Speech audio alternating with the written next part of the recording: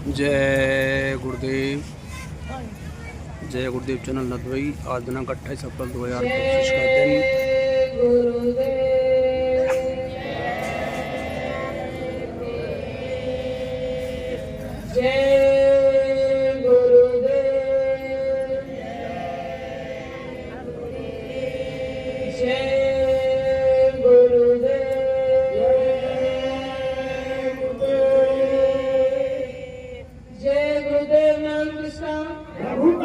प्रभु का पावन प्यारा नाम, संत महात्माओं द्वारा जगाया हुआ नाम,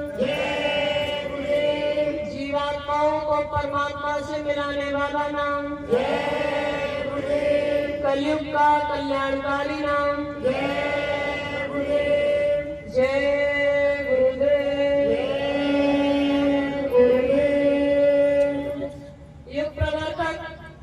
युग के मसीहा, समय के समृद्ध मालिक, मंच पर स्वयं विराजमान तथा यहाँ मौजूद दृश्य एवं अदृश्य रूप में सभी शक्तियाँ तथा आज की सत्संग वेला में भाग ले रहे सभी सत्संगी प्रेमी जनों को सादर जय गुरुदेव। सत्संग तो महापुरुषों की चीज है। जब महापुरुषों की जुबान मुबारक से हम जीवात्माओं को सत्संग सुनने को मिलता है, तभी हम जीवात्माओं में चेतना निधान जाने की होती है। अर्थात जब महात्माओं के शब्दों की बौछार इस जीवात्मा पर होती है, तभी आत्मा सराबोर होती है। हम तो महात्माओं के वचनों को दोहराने आए हैं, तो आप सभी लोग थोड़े समय के लिए ध्यान पूर्वक सुनेंगे। जय जय जय गुरुदेव जी, धाम अपार अनाम, कोटि कोटि विनती करूं, अरब करब प्रणाम। स्वामी सतगुरुदेव के चरण कमल सिर नाय, चरण शरण मैंने लीजय गुरु अपनाय। दीनहीन मोहि जान के लीजो गुरु अपनाय। गुरुर ब्रह्मा गुरुर विष्णु गुरुर्देवो महेश्वरा, गुरु साक्षात पार ब्रह्म तस्मै श्री गुरुवे नमः।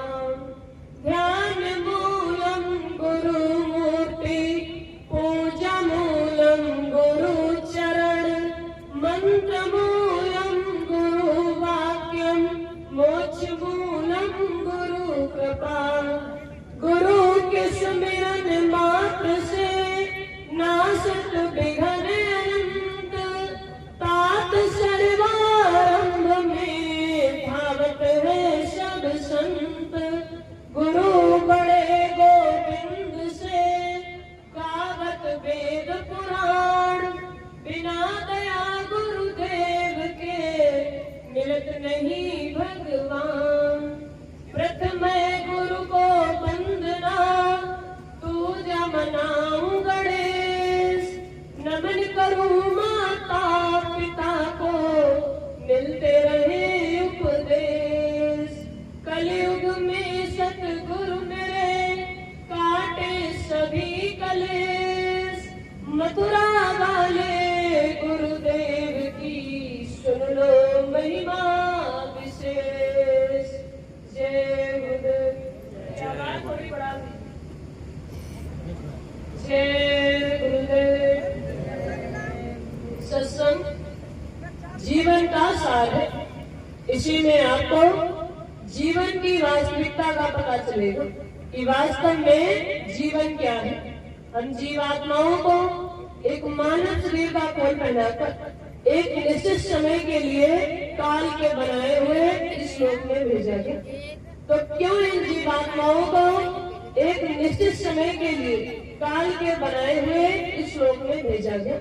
और यहाँ आने से पहले सभी जीवात्माएं कहाँ पर थी, किस प्रकार ये इस काल के बनाए हुए लोक में आकर के फंस गई, ये सब आपको सत्संग में ही पता चलेगा।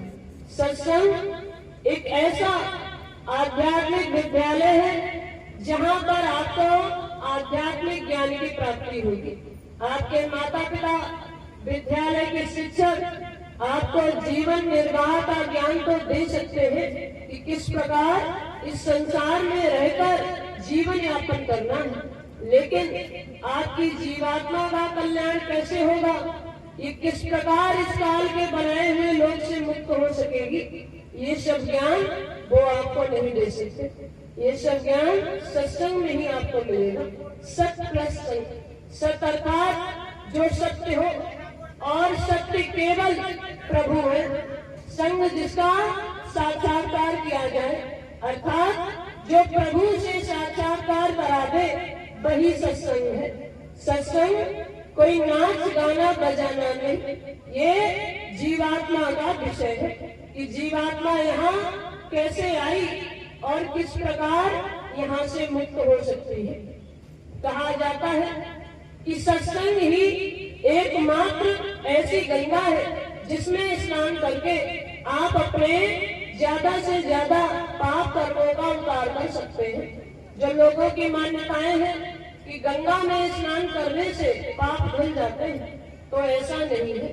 गंगा किसी के पापों को अपने ऊपर नहीं ले सकती कि मलमल धोए शरीर को, धोए न मन का मैल, और नहाए गंगा गोमती, रहे बैल के बैल। गंगा में स्नान करने से किसी के पाप कर्म नहीं धुल जाते। एकमात्र सत्संग ही ऐसी गंगा है।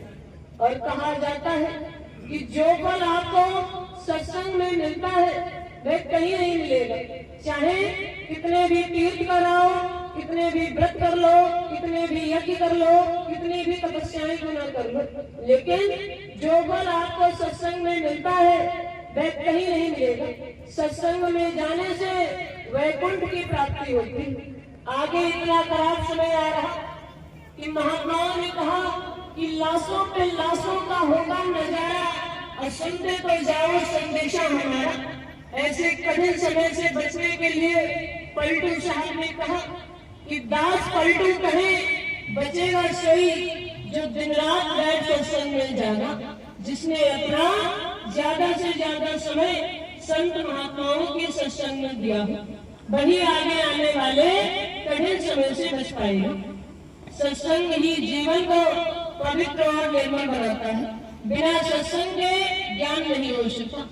गोस्वामी जी ने श्री रामचरितमानस में कहा कि बिनु सत्संग विवेक न होई, और राम कृपा बिन सुलभ न सोई। कि बिना सत्संग के ज्ञान नहीं हो सकता। जब तक आप सत्संग में नहीं जाएंगे, आपको आपके अस्तित्व का ही ज्ञान नहीं होगा कि वास्तव में हमारा अस्तित्व क्या है, हमारे अंदर जो जीवात्मा है वो कहाँ से आई है, कहाँ की रहने वाली है, किस प्रकार इस काल के बनाए हुए लोक में आकर के फंस गई, और जब यहाँ पर आकर फंस गई तो ये किस प्रकार अपने देश तक वापस जाएगी। विचार कीजिए, जब यहाँ पर कुछ भी नहीं था, ये धरती नहीं थी, आकाश नहीं था, सूरज चांद सितारे नहीं थे, तमाम लोग परलोक नहीं थे, ब्रह्मा विष्णु महेश नहीं थे, उस समय सभी जीवात्माएं कहाँ पर थी, किस प्रकार ये सब यहाँ पर है। तो जब यहाँ पर कुछ भी नहीं था, उस समय एक मालिक था, वह अनाम था। अनामी महाप्रभु की जब मौज हुई तब रचना का विस्तार हुआ। वहां से सार शब्द निकला जिससे 3 लोग स्थापित हुए, अगम लोग, अलग लोग और सत्य लोग, और 3 पुरुषों को स्थापित किया, अगम पुरुष, अलग पुरुष, सत्य पुरुष। इन तीनों लोगों का राज्य इन तीनों पुरुषों को सौंप दिया। फिर आगे की रचना का विस्तार सत्य पुरुष ने किया। वहां से सत्य शब्द निकला जिससे 16 निर्गुण, भंवर गुफा, महाशून्य शून्य, त्रिकुटी और सहस्रदल कबल की रचना हुई। कि सत्य पुरुष ने अपने 16 पुत्रों को 16 अड्डे बनाकर उन पर बैठा दिया कि सत्य पुरुष का अंश कहिया अया में शोला निर्गुण भैया तामय एक निरंजन राई अघोष से ज्योति आई। इस सत्यपुरुष ने गुर्जर 16 पुत्रों को 16 शाहजहाँपुर उत्तर प्रदेश से पधार करके आज गुरु महाराज के ये संदेश वचन सुना रही है, जिनकी मात्र उम्र 17 वर्ष कुछ माह है। आप देख रहे हैं जय गुरुदेव चैनल नदवई 28 अप्रैल 2025 का ये दिन जय गुरुदेव आश्रम भरतपुर NH 21 पर गुरु महाराज के आवन दिवस पर ये तृतीय दिवस का आज प्रथम दिवस गुरु महाराज की चर्चाएं हो रही है। हमारी निश्चित बहन इस समय गुरु महाराज की चर्चा में समुद्र को स्याही बना दिया जाए फिर भी उसका वर्णन नहीं किया जा सकता। जब ऐसी कठिन तपस्या की तो उनकी तपस्या से सत्यपुरुष प्रसन्न होकर जब दर्शन दिए तो कहने लगे कि तुमने मेरी बहुत सेवा की, मैं तुम्हारी तपस्या से बहुत प्रसन्न हूँ, तुम मुझसे कुछ भी मांग लो, जो भी तुम मुझसे मांगोगे मैं तुम्हें दे दूंगा। तो उस समय काल भगवान ने सत्यपुरुष से सत्यलोक के समान राज्य मांग लिया। जब सत्यलोक के समान राज्य मांग लिया अर्थात जीवात्माओं को मांग लिया, बिना जीवात्माओं के राज्य तो हो ही नहीं सकता। जिस प्रकार यदि किसी राजा के राज्य में प्रजा ही न हो तो वह किस प्रकार शासन करेगा। राज्य को चलाने के लिए प्रजा की आवश्यकता पड़ती है, उसी प्रकार सत्यलोक के समान राज्य के लिए जीवात्माओं की आवश्यकता है। तो जब सत्यपुरुष को यह ज्ञात हुआ कि राज्य देने के लिए जीवात्माओं का एक छोटा सा भंडार काल भगवान को देना पड़ेगा, तो वे कहने लगे कि तूने क्या किया, इन जीवात्माओं में तो मेरे प्राण बसते हैं और तूने मुझसे इन्हीं को मांग लिया। लेकिन उन्होंने कहा था कि जो भी तुम मुझसे मांगोगे मैं तुम्हें दे दूंगा। तो उसके अनुसार जीवात्माओं का एक छोटा सा भंडार काल भगवान को देना पड़ा। जब जीवात्माओं को पता चला उन्हें अपना घर अपना देश छोड़कर किसी पराये देश में जाकर रहना है, तो सभी जीवात्माएं रोने चिल्लाने लगी, कहने लगी कि हे तात, हम आपसे दूर किसी पराये देश में जाकर किस प्रकार रहेंगे। तो जीवात्माओं के पिता ने जीवात्माओं को सांत्वना देते हुए कहा कि मैं समय समय पर संतों को भेजकर तुम्हें रास्ता दिखाऊंगा, जिस रास्ते पर चलकर तुम अपने घर वापस चली आए। तो उस समय सभी जीवात्माएं अपने पिता से ये वादा करके आई कि धरती पर जाकर हम भजन सुमरन करेंगे तथा संतों के दिखाए हुए मार्ग पर चलकर अपने घर वापस लौटेंगे। उसके बाद ही काल भगवान जीवात्माओं को यहाँ लेकर के आए। तो जब जीवात्माओं को यहाँ लेकर के आए तो जीवात्माओं को 4 प्रकार के कपड़े पहनाए गए, कारण का, सूक्ष्म का, लिंग का और स्थूल का। ये 4 प्रकार के कपड़े जिनके अंतर्गत मन बुद्धि चित्त अहंकार शब्द रूप रस गंध स्वाद इत्यादि और स्थूल का कपड़ा इस मानव शरीर को कहा जाता है। कि 5 तत्वों से ये मानव शरीर बनाया गया कि छिपी जल पावक गगन समीरा अपंच तत्व से रचो शरीरा। अग्नि वायु आकाश पृथ्वी और जल, इन 5 तत्वों से इस मानव शरीर को बनाया और इसी में जीवात्मा को दोनों आंखों के मध्य भाग में, जहाँ पर माताएं बहनें बिंदी लगाती हैं या पुरुष तिलक लगाते हैं, इस स्थान पर जीवात्मा को बैठा दिया गया। हमारी जीवात्मा दोनों आंखों के मध्य भाग में स्थित है और इस जीवात्मा के पास भी स्वयं की एक आंख थी जिसे दिव्य नेत्र या तीसरा नेत्र या शिव नेत्र कहा जाता है। और इस जीवात्मा के पास स्वयं का एक कान था जिसके माध्यम से वह आकाशवाणी की तरंगों या आयामों को सुन सकती थी।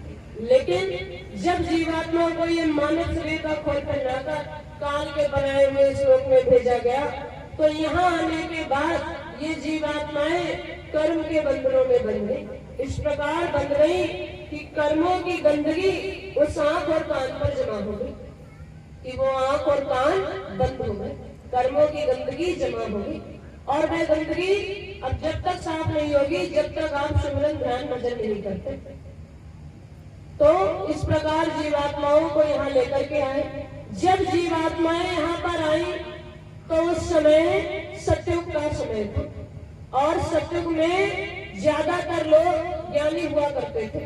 उनको यह ज्ञान था कि किस माध्यम से वे अपने देश को वापस जा सकते हैं। तो उस समय ज्यादातर जीवात्माएं कठिन तपस्या के माध्यम से अपने देश को वापस जाने लगी।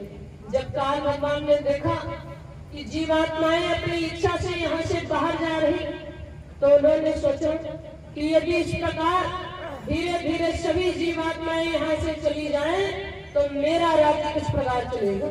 तो जीवात्माओं को फंसाने के लिए काल भगवान ने क्या किया कि काल भगवान ने माया बना दी। माया ने सबको अपने जाल में जकड़ लिया। माया का ऐसा प्रभाव है कि किसी का मन सिमरन ध्यान भजन करते समय एकाग्र नहीं रहता, मन भटक जाता है, संसारिक कार्यों में चला जाता है। कि माया का इस प्रकार का प्रभाव है। यदि आपको 108 गलियों की माला दी जाए और आपसे कहा जाए कि आपको भजन करना है, तब आपका मन एकाग्र नहीं रहेगा, मन भटक जाएगा, एकाग्र मन से आप नहीं कर सकोगे। और यदि आपको नोटों की गड्डी दे दी जाए, गिनने के लिए बोला जाए, तो गिनते समय गिनती नहीं बोलोगे, एकाग्र मन से गिनोगे। इस प्रकार का माया का प्रभाव है। सभी को माया ने अपने माया जाल में फंसा लिया। और काल भगवान ने जीवात्माओं को फंसाने के लिए कर्मों का विधान बना दिया, नरक 84 बना दी कि मानव को कर्म करने का अधिकार दे दिया। अर्थात आपको आजादी दी गई कि आप अपनी इच्छा अनुसार कर्म कर सकते हैं, किसी प्रकार का कोई बंधन नहीं, कोई रोक टोक नहीं। लेकिन अंत में इन कर्मों का हिसाब देना पड़ेगा, क्योंकि काल ने स्पष्ट तौर से कहा कि काल रूप में तिन्हीं कर भ्राता, अशुभ और अशुभ कर्म फल दाता। कि जिस प्रकार के आपके कर्म होंगे उसी प्रकार का फल मैं आपको दूंगा। यदि आप अच्छे कर्म करते हैं तो अच्छे फल की प्राप्ति होगी, और यदि आप बड़े कर्म करते हैं तो उसी प्रकार की सजा आपको मिलेगी। जिसके लिए 4 खानों से 84 लाख योनियां बना दी गई, नरक बना दिए गए कि अब कर्मों के अनुसार इन 84 लाख योनियों में जाना पड़ेगा। तो जब जीवात्माएं 84 के चक्कर काटेंगी तो काल के बनाए हुए इसी लोक में फंसी रह जाएंगी, यहाँ से बाहर नहीं निकल पाएंगे। तो इस प्रकार काल भगवान ने सभी जीवात्माओं को अपने जाल में फंसा लिया। ये काल का बनाया हुआ देश है। काल किसी पर दया नहीं करता। जब जिसका समय जैसे पूरा हो जाता है उसे वैसे यहाँ से उठा लिया जाता है। हम जीवात्माएं इस काल के बनाए हुए लोक में आकर पूरी तरह फंसे, बार बार 84 के चक्कर काट रहे, नरकों में डाले जा रहे, यहाँ से मुक्त नहीं हो पा रहे। तो जब जीवात्माएं पूरी तरह यहाँ आकर फंस गई, किसी प्रकार यहाँ से बाहर निकलने का रास्ता उन्हें नहीं मिल पा रहा, तो जैसा जीवात्माओं के पिता ने कहा कि मैं समय समय पर संतों को भेजकर तुम्हें रास्ता दिखाऊंगा, तो इन भोली बच्ची जीवात्माओं को रास्ता दिखाने के लिए निरंतर संत आते रहे। लेकिन हम इस काल के बनाए हुए लोक में आकर कर्म के बंधनों में इस प्रकार बंध जाते हैं कि आए हुए संतों को हमने पहचाना ही नहीं, उनकी बात ही नहीं मानी, उल्टा हम उनकी निंदा करने लग जाते हैं, बुराई करने लगते हैं। इस प्रकार जीवात्माओं का कल्याण संभव नहीं। और संत कौन होते हैं कि दाढ़ी बाल बढ़ा लेने से कोई संत नहीं हो जाता। ऋषि मुनि योगी ज्ञानी ध्यानी को संत नहीं कहते। संत वे हैं जिनकी जीवात्मा सत्य लोक तक पहुंच गई हो। कि संत कहो उनको तुम भाई, सत्य लोक जिन सूरत समाई। जिनकी जीवात्मा सत्य लोक तक पहुंच गई हो वे होते हैं संत। या तो वे स्वयं परमात्मा का रूप है या उन्होंने परमात्मा को पाया है, तभी वे आपकी जीवात्मा का कल्याण कर सकते हैं। जिसने खुद ही परमात्मा को नहीं पाया होगा वो आपकी जीवात्मा का कल्याण कैसे करेगा? तो संत वही है जिनकी जीवात्मा सत्यलोक तक पहुंच गई है। संत सदैव परमात्मा का उद्देश्य लेकर के चलते हैं। जिस प्रकार वृक्ष कमो नहीं फल भटे, नदी न संचय नीर, परमारथ के कारण ही साधु नरा शरीर। जिस प्रकार वृक्ष अपना फल कभी खुद नहीं खाता, नदी अपना पानी स्वयं नहीं पीती, उसी प्रकार संत महात्मा दूसरों के हित के लिए भी आते हैं। स्वयं का किसी प्रकार का कोई स्वार्थ नहीं होता कि साधु तो भूखा भाव का, धन का भूखा नहीं, और धन का भूखा जो फिरे सो तो साधु नहीं। इस संत महात्माओं को आपसे कुछ भी नहीं चाहिए, वे केवल आपके भाव के भूखे, वे सदैव परमात्मा का उद्देश्य लेकर के चलते हैं। संत महात्माओं के अलावा जितने भी लोग हैं, सबका अपना अपना स्वार्थ होता है। गोस्वामी जी ने श्री रामचरितमानस में कहा कि सुर नर मुनि सबकी यह रीति, और स्वार्थ लागी करहि सब प्रीति। सुर अर्थात देवता, नर मनुष्य और ऋषि मुनि, इन सब की यही रीति है कि हर कोई स्वार्थ के साथ ही आपसे प्रेम करता है। देवताओं का भी अपना अपना स्वार्थ होता है। यदि आप किसी देवता को मानते हो, समय समय पर चढ़ावा देते हो, तब तो ठीक है, और यदि आप किसी देवता के लिए कुछ बोलकर भूल जाओ या समय पर ना दे पाओ, तो आपका कुछ कार्य बिगड़ भी सकता है। इनका सबका अपना अपना स्वार्थ होता है। केवल संत महात्मा ऐसे होते हैं जिन्हें किसी प्रकार का कोई स्वार्थ नहीं, जो सदैव परमात्मा का उद्देश्य लेकर के चलते हैं, जिसका अर्थ है परमात्मा को पाना, और यह केवल मनुष्य शरीर में ही संभव है। क्योंकि एकमात्र मनुष्य की ऐसी योनि है जिसमें मोक्ष का रास्ता है। अन्य किसी योनि में आप मोक्ष को प्राप्त नहीं कर सकते।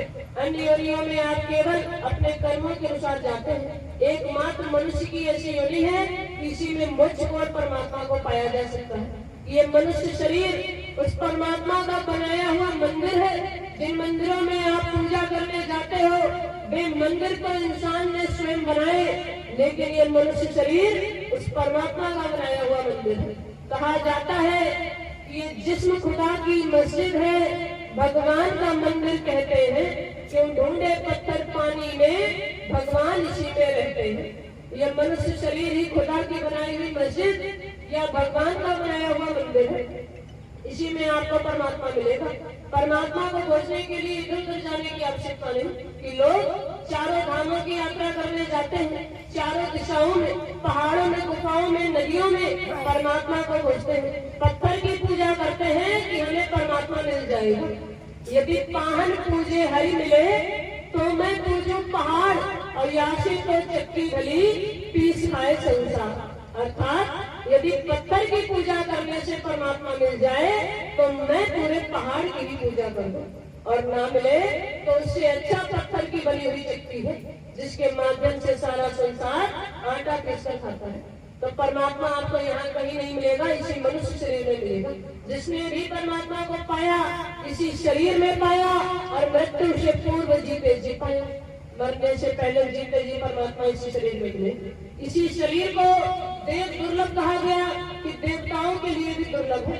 गोस्वामी जी ने श्री रामचरितमानस में कहा कि बड़े भाग्य मानुष तन पावा, असुर दुर्लभ सद्ग्रंथन गावा।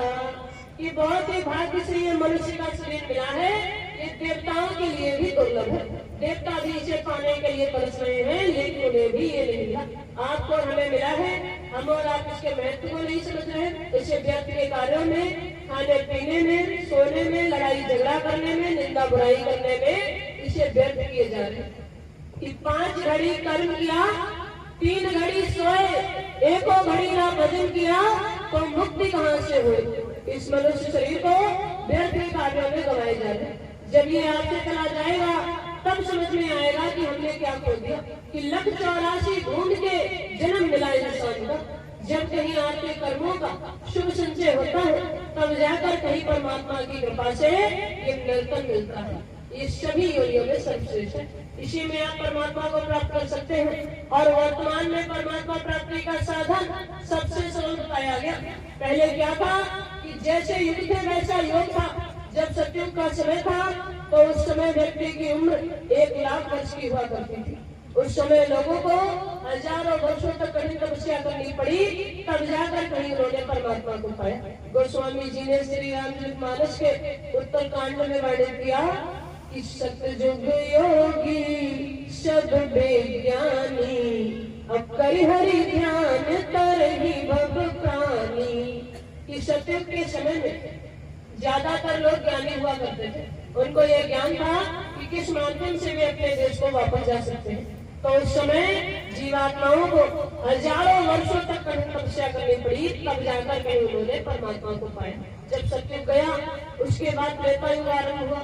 जब त्रेतायुग आरंभ हुआ तो व्यक्ति की उम्र पहले से 9 गुना घट गई, घटकर 10,000 वर्ष की रह गई। तो त्रेता का विधान भी बदल गया। त्रेता में लोगों को अनेकों यज्ञ करने पड़े। कि त्रेता में जितने भी लोग हुए, ऋषि मुनि राजा साधारण मनुष्य अवतारी शक्ति भगवान श्री राम आए, उन्होंने भी अनेकों यज्ञ किए थे, क्योंकि यज्ञ के माध्यम से ही जीवात्माओं का कल्याण हो।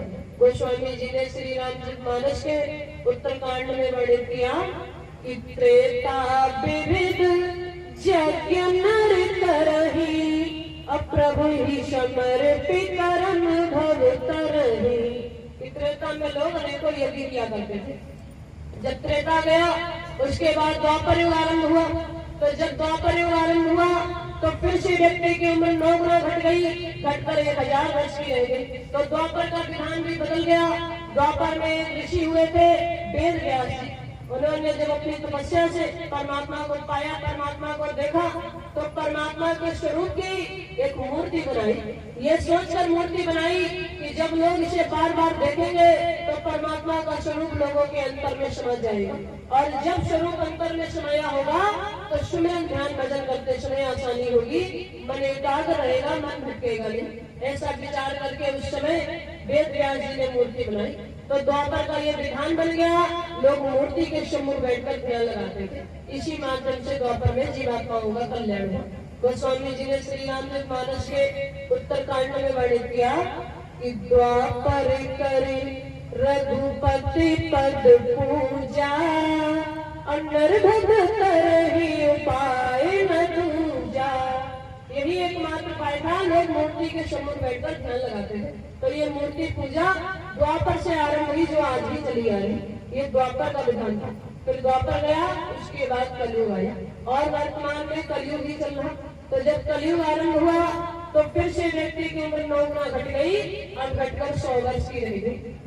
लेकिन 100 वर्ष की आयु भी बहुत कम लोग पूरी कर पाते हैं, अन्यथा ज्यादातर लोग बीच में ही चले जाते हैं।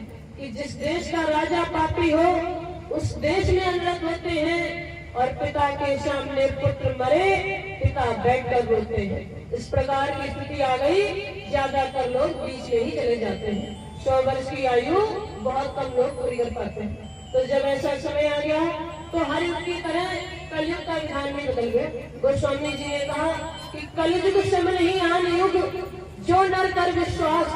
कि कलयुग के समान कोई दूसरा युग नहीं। वैसे तो इसमें पाप बहुत बढ़ गया, लेकिन परमात्मा प्राप्ति का साधन सबसे सरल बताया गया, जो पहले किसी युग में नहीं हुआ। जिसके विषय में गोस्वामी जी ने श्री रामचरितमानस के उत्तरकांड में स्पष्ट शब्दों में वर्णित किया कि कलयुग केवल नाम आधारा, असुमिर सुमिरि नर उतरहि पारा। कि कलयुग में केवल नाम को ही आधार बना दिया गया। नाम मात्र के सुमिरन से ही आपकी जीवात्मा का कल्याण हो जाएगा और कुछ भी करने की आवश्यकता नहीं है। कि कलयुग जोग न यज्ञ न ज्ञान, और एक आधार नाम गुण गाना। कलयुग में किसी प्रकार का जब तक पूजा हवन कुछ भी काम नहीं आएगा, एकमात्र आधार नाम का सुमिरन। और वो कौन सा नाम है जिसके सुमिरन से आपकी जीवात्मा का कल्याण होगा, तो उसके विषय में भी वर्णित किया कि नाम